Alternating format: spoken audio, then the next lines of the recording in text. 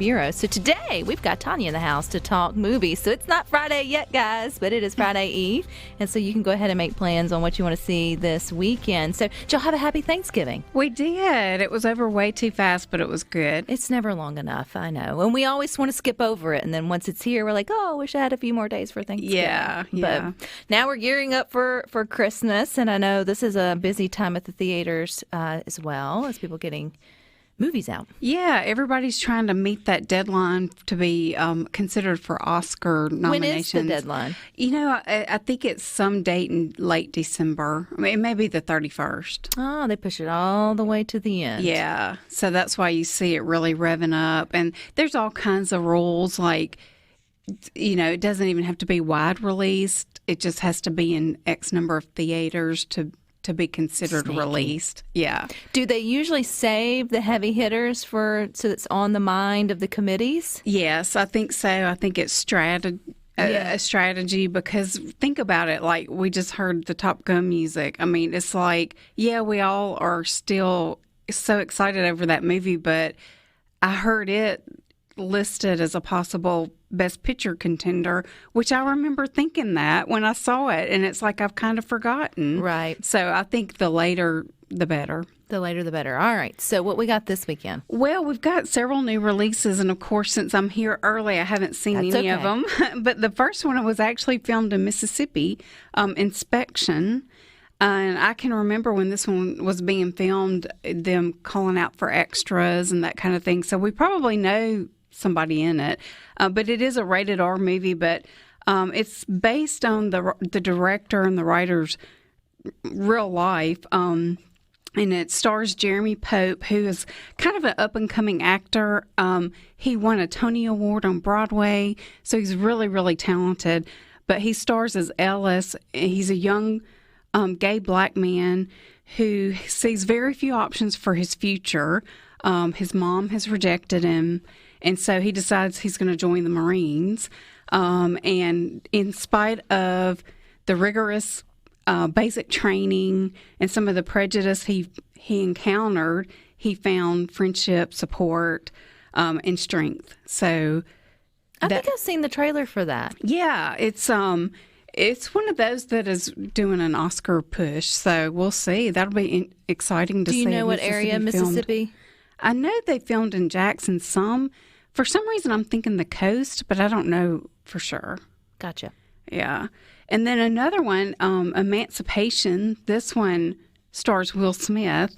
And I feel like we would be talking about Will Smith is about to get another Oscar, if not for what happened last year. More life choices. Yes. So this one has just not gotten the buzz that I think it would have gotten.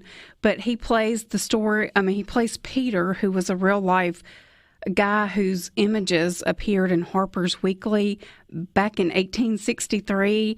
It was some pictures taken of him with lacerations on his back. He was a slave, and he escaped slavery. He relied on his wits, the love of his family, and just his general know-how, to survive in the Louisiana swamps and keep from being captured again.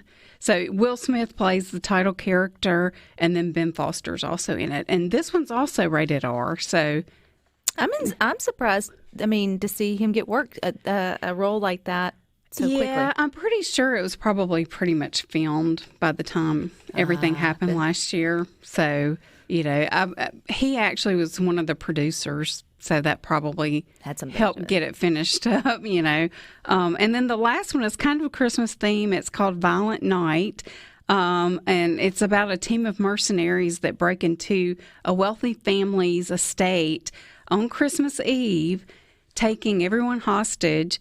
But little do they know, Santa Claus is there, played by David Harbour, and he's about to show them who's boss. So David Harbour, we know him from Stranger Things. He was in the most recent Black Widow movie. Great actor. This is the movie that I have seen promoted more than anything. No matter what I'm watching, what time of day, they promote this movie. But it is also rated R.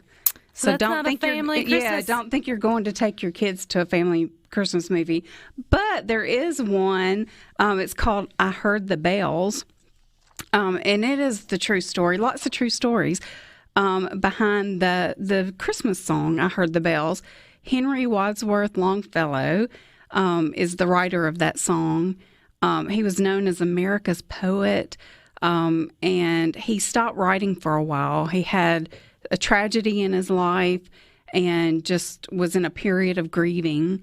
And until one morning he hears the sounds of Christmas, and that inspires this song. Oh, that's cool. Yeah. That seems like a sweet movie. I think so, too. And then Christmas Story Christmas, and this one is streaming on HBO Max. So if you liked A Christmas Story, and I did get to see this one, you're going to love this one. It's more of the same. Now, I live in a family. I mean, I am part of a family who used to watch the Christmas Story marathon. So I have seen that movie so many times that I finally got burned out. And it's like, if I never see that movie again, I will be just fine. Yeah. But I really wanted to see this one. And it's Ralphie, little cute Ralphie. Grown up, 33 years later, yeah. And it's about him and his family. He's a writer. And he and his wife decide he's going to take a year off of his job and just write and try to write a big, successful book, you know. And it's just not happening for him. And he receives a phone call that his dad's passed away. And he goes home with his family to the house that we know and remember from A Christmas Story and celebrates Christmas there with his mom and his kids. And he's trying to make Christmas magic for his family like his dad did for him. Aww. But it's so sweet. It's got a lot of kind of duplications of some of the events in A Christmas Story. But I didn't think it was overdone. And adult Ralphie, he's very successful. Peter Billingsley, he's like been working behind the scenes in Hollywood all these years. But he's a writer, and one of his partners is Vince Vaughn. And they were both producers on this movie. But a lot of the little kids are in this movie, of course, grown up. And they're all such good actors. I'm like, that just amazes me when they take little kids and you don't really know if they can really act, you know. Right.